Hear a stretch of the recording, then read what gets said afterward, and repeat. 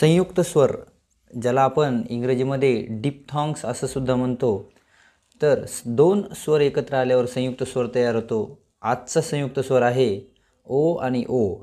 जर दोनदा ओ एकत्र आले तर त्याला आपण वाचतो उ. बघा, ब, उ आणि क. बुक. काय म्हणायचं त्याला? बुक.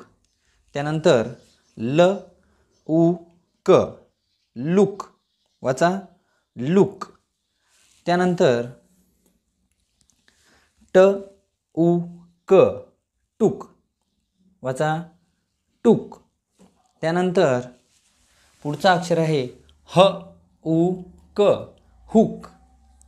ह, उ, क. हुक. त्यानंतर ट, उ, ल. टूल. ट, उ, ल. टूल. त्यानंतर र, उ, म. रूम. र, उ, म. रूम. ज, उ.